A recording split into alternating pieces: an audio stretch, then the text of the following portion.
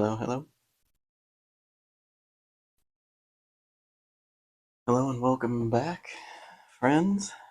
Thanks, Grindel, for following. Thanks, everybody, for being here. I'm glad you are here. Please click the thumbs up button, follow, subscribe, whatever, if you wouldn't mind. I'd appreciate it. We'll just kind of hop right in. We have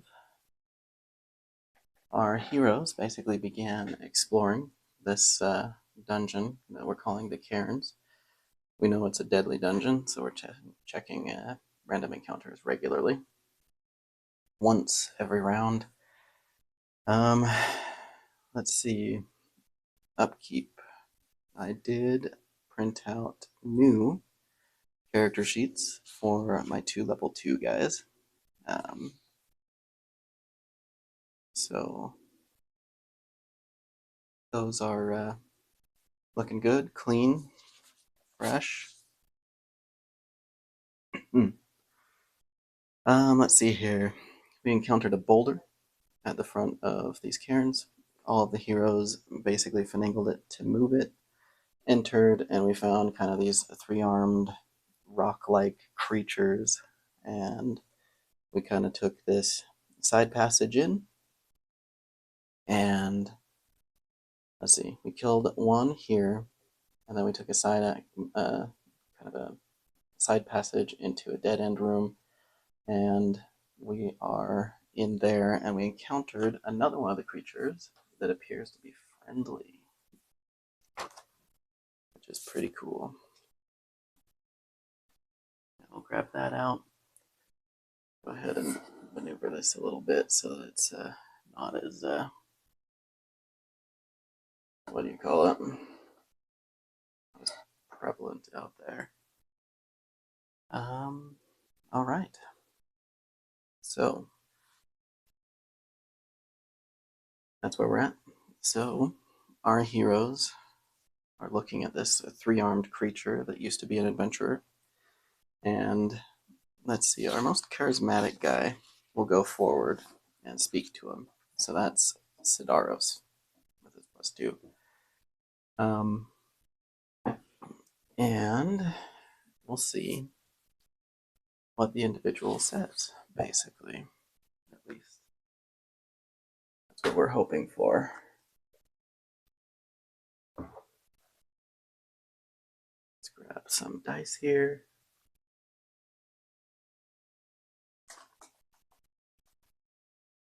All right. And Sidaros will basically say, have like a greeting. It says, "Greetings, stranger. What are you exactly?" Now, my main question is, can the creature speak? Because he's clearly been going through some sort of transformation. So, can he speak? Ooh, no. But maybe he can grunt or write or something. So he can't speak, but he's intelligent enough to be able to communicate somehow, maybe with yeses and nos and things like that. So the thing shakes its head, or nods its head, yes, I can speak. Or, sorry, shakes its head, no, I cannot speak. And Sidaros says, "But you can understand me," and the creature nods its head.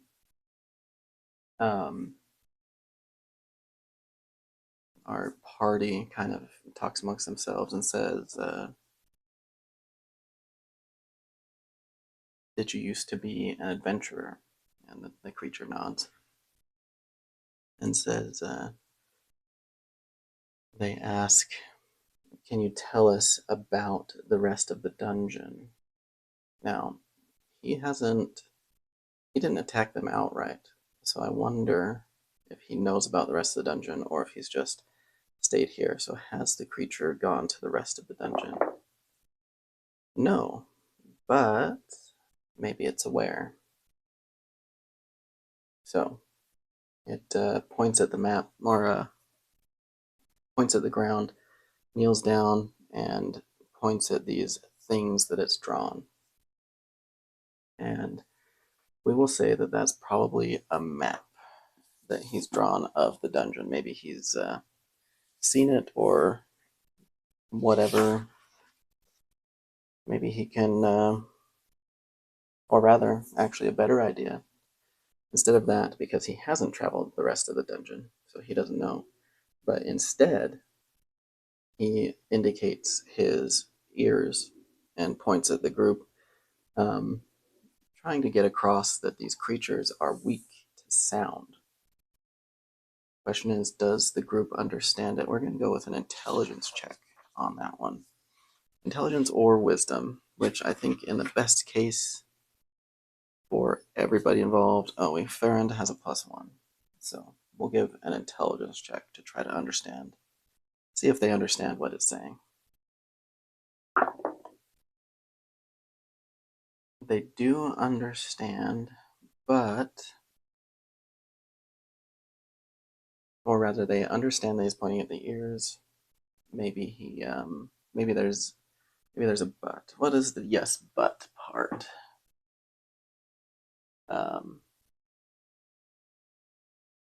If you have some ideas, go ahead and put it in chat. I'd be interested to hear what you guys think. So the guys kind of understand, but maybe our heroes just didn't bring anything that can make sound, essentially, which is true. Nothing that's like massively noisy. Or maybe they interpreted it correctly. So yes, they understand that there is weakness to sound, but maybe they interpret that also that they should be quiet, essentially, to like sneaking around. Maybe they don't want to make too much noise, which is probably accurate. If they're weak to sound, they probably have very sensitive ears. So I guess that's more of a yes and. In this case, I think we'll abandon the but. Because that's kind of hard to explain. So we'll abandon the but. Okay, so the heroes will ask if the creature can help them in some way. 17, a yes, but. So the creature won't go with them, but he has something that can aid them. And so he goes over to maybe the corner of his room where there's maybe like some semblance of a bedroll, very old. And he'll pull out well, we'll call it a treasure. That seems like the best way to help with these people. We'll call it a treasure. And we'll call this dungeon's probably a 0 through 3, since we're kind of designing it that way. So we'll just roll on the 0 to 3 table.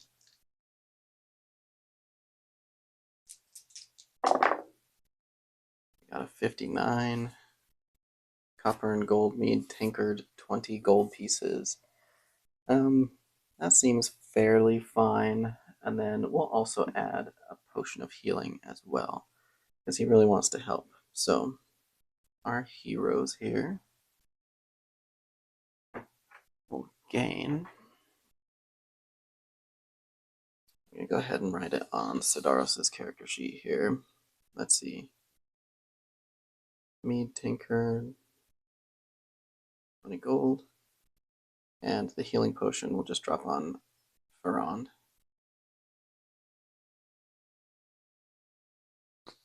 Nice and easy. All right, so having got what they can out of that guy, they're going to re-enter the main room, and they'll go down the center tunnel.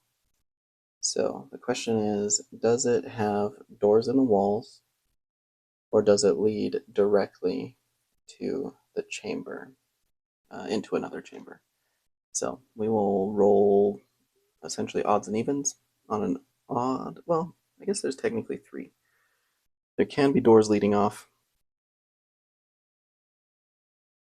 but it probably leads to a chamber and might not. So on a 1 or 2, we'll call it like a T intersection. On a 3 and 4, we'll call it a T intersection with a chamber at the end. And on a 4, we'll just call, or sorry, a 5 and 6, we'll just call it a chamber at the end.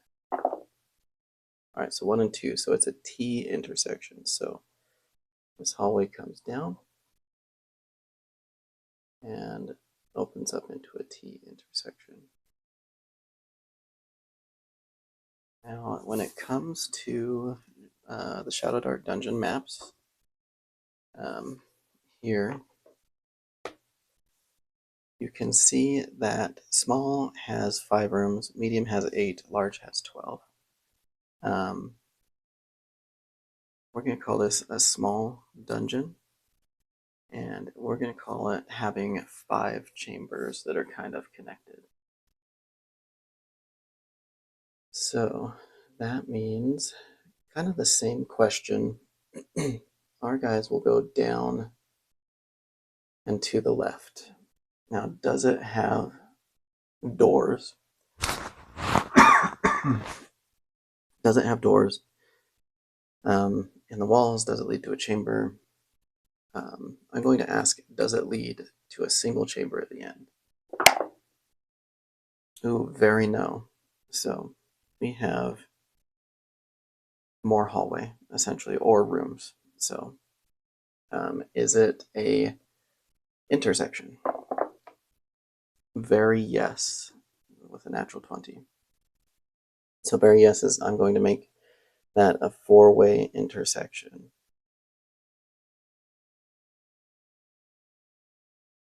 Kind of running out of room here.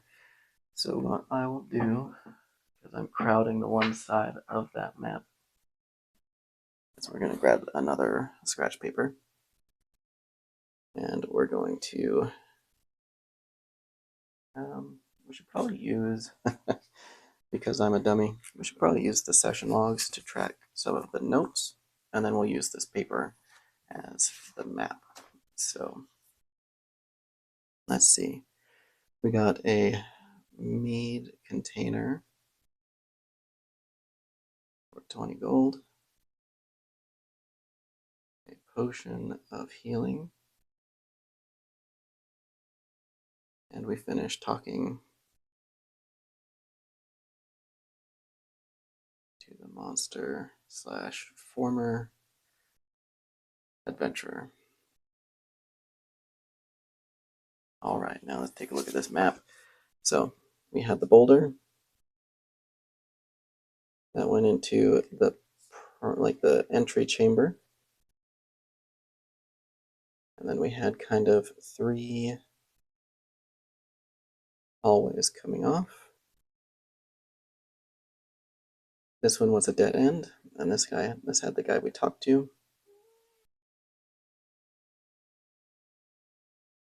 This has the T intersection. Hi, little one. Come here, buddy. Come here. Hi. That's a good girl. Cat tags. You'll see a little tail here. All right. And then this guy had a cross or a T intersection. I'm just doing some lines. Here in the basement, we don't really care so much, I suppose, is the word. And it has kind of a negative connotation, but we're just here having fun, so there's no need to track everything. One thing that I did forget, though, is we have our torch timer. So I'm going to put over here torch. Now the light from previously had 1 charge on it, or 1 turn on it. So let's call this 1 turn to speak with the person, and then we went back into this room, down, and over to find the T intersection. So we're going to call that 4 total turns on the torch. And yeah, We'll keep this around.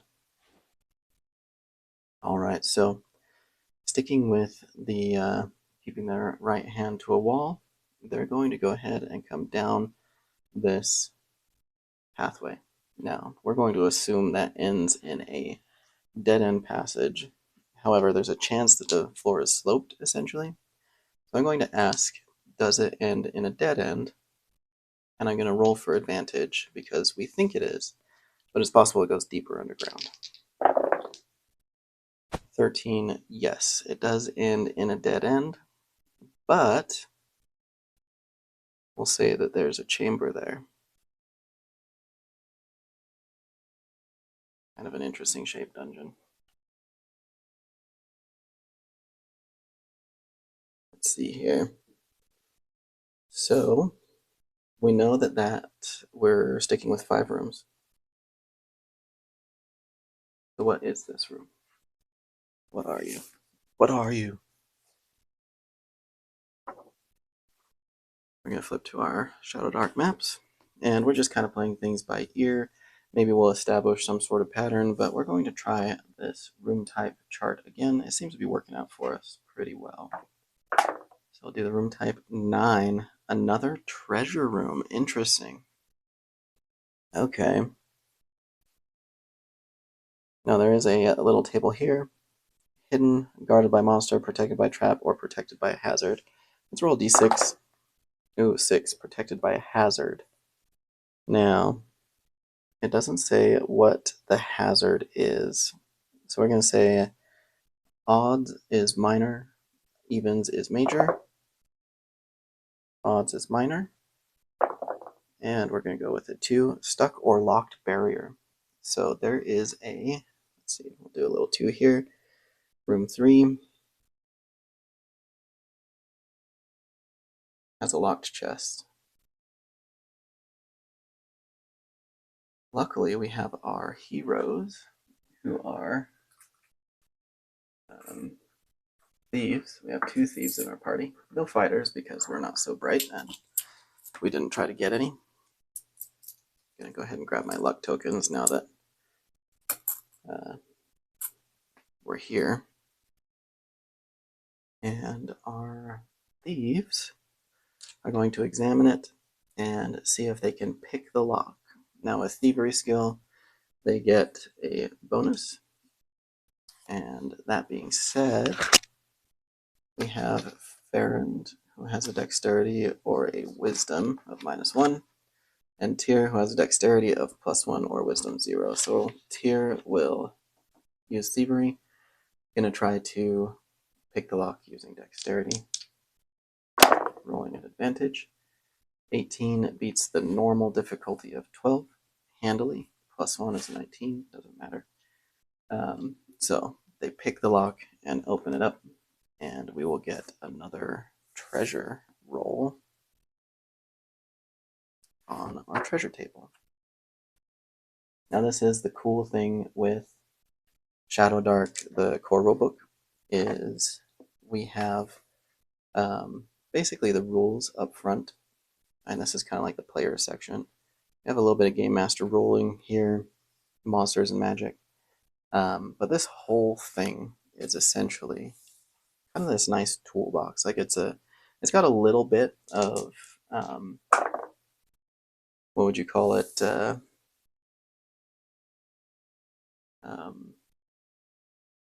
Kind of setting material. A little bit of system, like it has the full system of the game in there. A little bit of setting, just a little bit of salt, essentially, to give it a bit of flavor. And then a ton of toolbox material. The 18 I rolled is a cracked handheld mirror. I'm going to ask the Oracle. We'll definitely take the handheld mirror. We're going to call it free to carry. I don't even think that would count as an experience point, to be honest. So, cracked handheld mirror.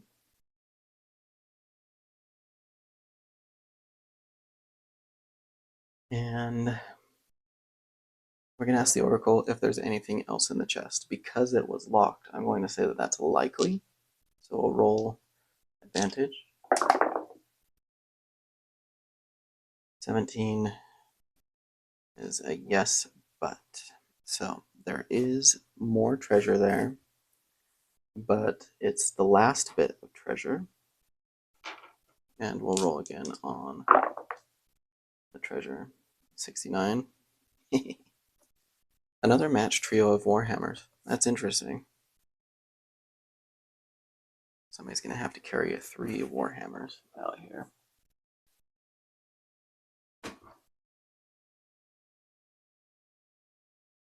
Which is fine. I don't want to break them up too much, but maybe I don't get the option. Dendor can carry him. So, Warhammer, Warhammer, Warhammer. And each is worth 10 gold.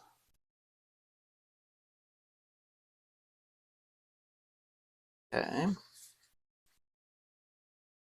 Out of interest, I don't know if we want to modify it too much. Out of interest, Sidaros will try casting Detect Magic on these things. So he has a +1. The DC is 11. He got a 4. We're going to go ahead and spend a token. Use them if you got them, basically.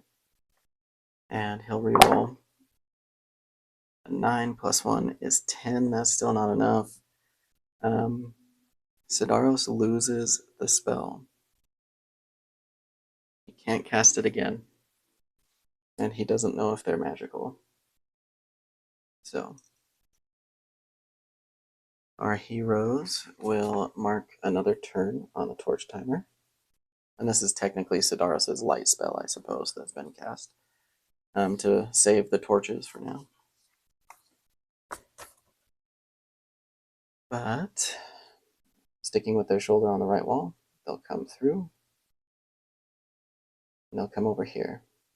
Now, does this end in a room? We got a twist. We got a twist, everybody. So we'll roll on our prompt table. We got an 80 even. Hint 41. Hint danger. Interesting. So I'm going to say that this is caved in. Oh, we'll need our session log. This is caved in, and it hints at the danger in the area. So maybe there's a half-transformed adventurer here, completely bloodied and killed long ago, half-transformed. And he has like a little parchment on him that's like bloodstained. And it says, something like, beware the transformation, the crystal, and then it ends. We'll just call it that because we want a little bit of a cliffhanger, right? We don't want to give all of the information, as tropey as it is. If we give them everything, it'll be a little bit boring. So we're going to mark this with the little squiggly, and our guys will come down here. Now that's 1, 2, 3. This means that this ends in a room number 4, and this is room number 5. All right, so we come down into this room here. Now, once again, we'll roll to see what kind of room this is. A 10. This is the danger room. X-Men reference. All right. 10 is the boss monster. We'll roll a d6. Got a 3. The boss monster is guarded by minions. So our heroes enter, and we find maybe 2 transformed adventurers. These are exactly the same things that we encountered previously. Kind of the 3-armed beasts. And then in at the far end of the room is maybe this crystal that's glowing. And the nature of this beast, I think, is going to be elemental, just like the rest of them. He was transformed. Maybe he was the first to be transformed. So we're actually going to maintain kind of this stat block here. We're going to roll a mutation on the creature, which means a d12. We got a 5. Extra limbs, so maybe it has 2 extra arms and maybe 1 extra attack because of that. So he's got like 5 arms made of stone and everything. And let's see here. And I think we'll call it that. We'll give him 2 arms, and that allows him to make an extra attack, because that's going to be already pretty dangerous. And he will have an extra d8 of hit points, we'll call it, as well. So he has, whereas the 2 minions have 5 HP each, final creature has 11 hit points. All right, and they're all standing around this crystal. Now, did the party think about sending somebody to scout it out stealthily? I'm going to roll an intelligence check for Farron with a +1. That's a 17. That beats a hard difficulty, which is amazing. So yeah, they will have thought to send their friend Tyr ahead, who's going to make a stealth roll at advantage because he is, a thief with thievery. He got a 19, which is fantastic. We'll roll. Those creatures are sensitive to sound, so they have very good hearing. But with a 7, even if we gave them like a +4, there's no way they're hearing that 20, that unnatural 20 that Tyr got. So Tyr sneaks up, sees these creatures. He'll continue back and report it to the group. Now, there's something happening here. Do we want to fight them? Do we want to go out? What do we think the plan is? Now, the question is, they're kind of having their whispered conversation here. And there's nothing saying that they have to fight them. They just came in here because they were interested. So what they'll do is they'll send Tyr to encounter this final room here. So he sneaks ahead. Another unnatural 20, which is fantastic. What is this room?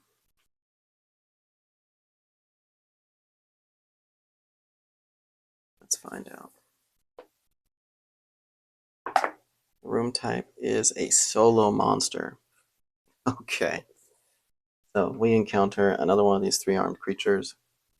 This one is particularly massive. But maybe because of that, he's sitting on some treasure. 14, yes, he is sitting on some treasure. So the question is, do the heroes want to chance it? And then we'll say that they're kind of conversing down here. I think they might try it. Now for the solo creature, I'm going to give him full hit points, whereas previously I rolled. So 2d8 as a solo creature, he's actually going to have 16 hit points. But he's basically like one of these guys. So I think they'll try it. Ferrand and Tyr will scoot forward. Natural 20, that gives us a token back. So they sneak forward. Does the creature hear him? No, with a 2. It does not. Maybe it's resting or sleeping. Let's go ahead and see what the activity is that it's doing. Building a nest. So it's nesting. Yeah, it's got like this nest. Maybe that's where the treasure is. So Farron and Tyr they will sneak attack with their weapons. So we'll cover Tyr first. He gets +1 weapon die, and he has a short bow. So, and a +2 to attack. So their armor class is 12. So he'll make his attack. 17 is amazing. Yeah, 17 is amazing. That's a hit. So he's going to make 2d4 +2 damage. So 2 and 3 +2 is 5 hit points of damage with his short bow attack, which drops him, the creature, to 11 hit points. And now for Farrand, who has his crossbow but a +0. So Farrand fires his crossbow. He got an 11, which is not enough, so we'll spend a token. 17 is enough. So that's going to be 2d6 damage. 12 points of damage, max damage, amazing. Creature had 11 hit points left, so now he has 0. The creature groans as the first arrow hits, and then the final crossbow goes through the face and it collapses. Now our heroes will go in to check out the treasure.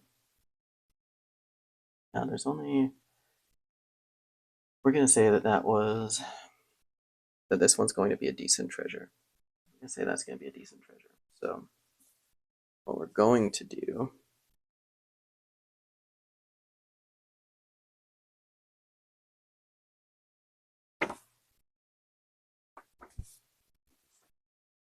because he was a solo creature, I think we'll just start with 50 or essentially double our score. Because if we start at 50, it'll be like 20 gold pieces, yeah, or higher. So if we essentially add 50 or double our score, we'll see how it goes. 81 gold monkey idol with a ruby gripped in its teeth.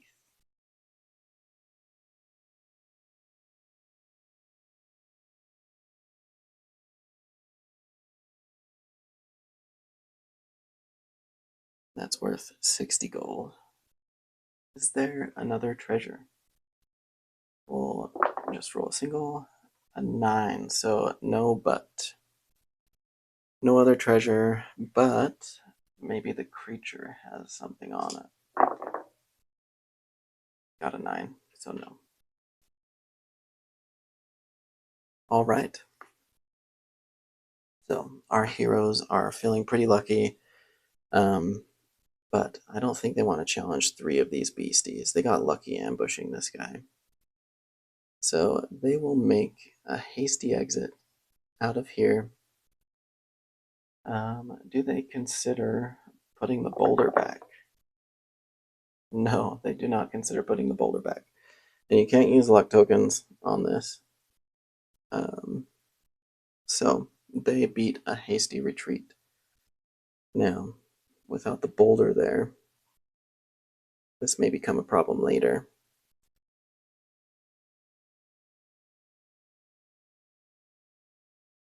So what we'll likely do is we'll probably draw up this map a little bit more pretty, do it up a little bit, put it in our notes, because I suspect that boulder was rolled here in the first place for a very important reason, and was probably not a good idea to move and let it leave, leave it open.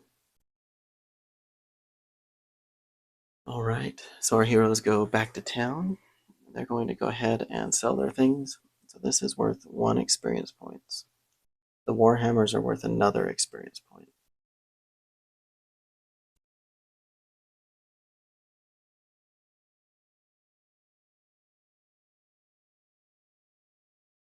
And the cracked mirror isn't worth anything. We might put that in our, we might get a handheld mirror to have in our inventory because it might be useful for looking around corners. So they might just keep that one, but then the mead tinkered That's 20 gold, and that's worth 1 XP. So that's 3 experience points in that dungeon, which is amazing. We'll go ahead and erase a couple of things.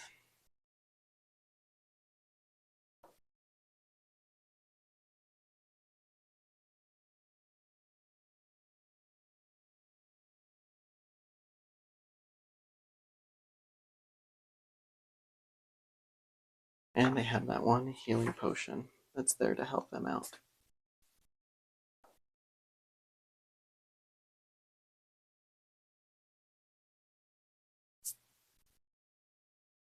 All right, so they're back in town. They're going to talk to the guy at the curio shop. They sell their items, 6090. That's 110 gold pieces, which is amazing. I think what they'll do is they will split the 2 gold pieces each.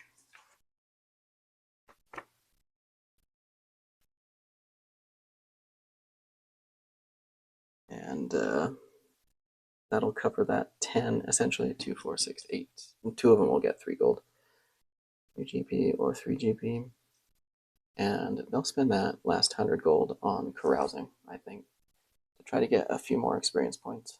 So 3 XP plus the carousing, which is a +1. Go back to our handy rulebook. Carousing's page 92. As you can see, as we play, this is session 9, we're starting to navigate the core rulebook a little bit faster. And this is what we want when we're using solo play to learn a system, is we want to be able to not necessarily memorize everything, but we want to have a general idea of where to find things so that we can play quickly at the table. So when I bring Shadowdark to the table, it'll run a little bit more smoothly, hopefully, is the idea. So the carousing is 1d8 +1 per person. So for Dendor, 3, just +3 experience points.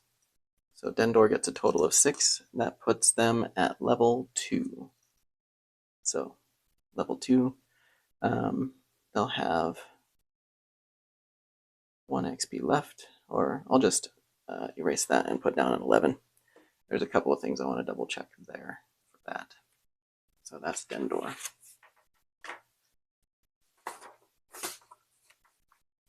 Sidaros, he has 0 experience points. The 3 plus this plus 3 more. He got the same thing.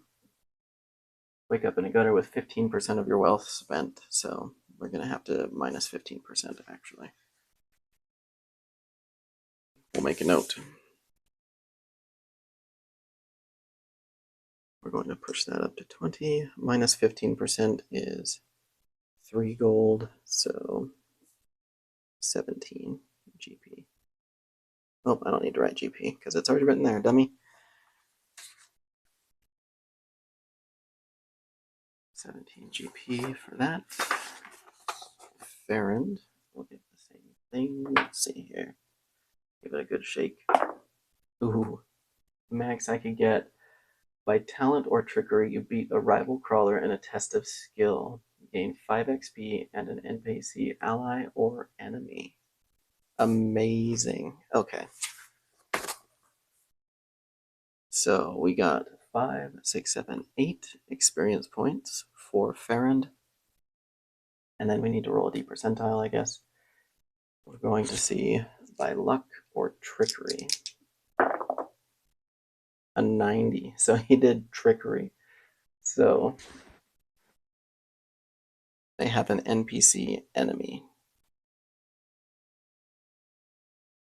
from carousing. See, and this is another example of just kind of built-in world building. We're not too concerned with having everything up front loading all the information that everybody needs. We're just using these fantastic random tables and generating things as we go. So the longer your game plays, the more it stews the more flavorful it becomes, which is just fantastic. The author, Kelsey Dion, did an amazing job at putting this together, in my opinion. The more, I was kind of on the fence on it, but the more that I've been messing around with it in solo play, just the brilliance is starting to show, I think. So I'll be really interested to see how far we get. But one more, D8. We got a 5 plus 1 is 6. Thieves Guild bilked him for 5% of total wealth. So that's going to be 1 gold, I guess? Yeah, 1 gold. And so he's at 19. And he gains 4 experience points. So 4 plus 3 is 4, 5, 6, 7 experience points. That's going to be a 13 here. He will also level up, which is fantastic. And our players have finished their carousing. That being said, I think we can just go ahead and level up our heroes that did indeed level up, which is going to be Dendor the Priest and Tyr the Thief. So we already know that the Thief, all we really need to do is roll a d4 hit points. So next time he will need 20 experience points. He's now level 2.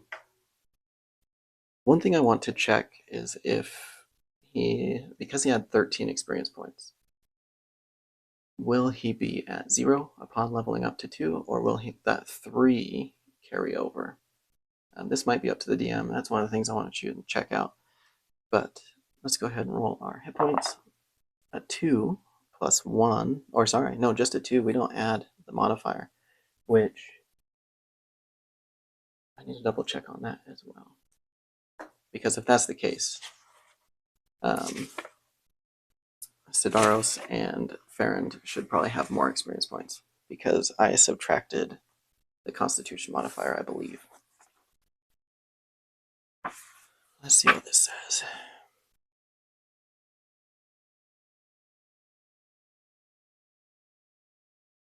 Level advancement, page 39.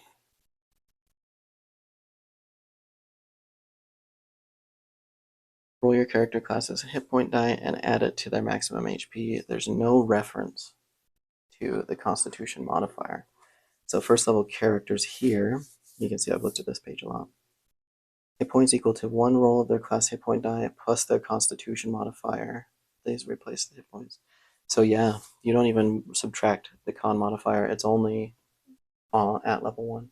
So I'll have to do some adjustments off screen to fix those characters. I leveled them up poorly.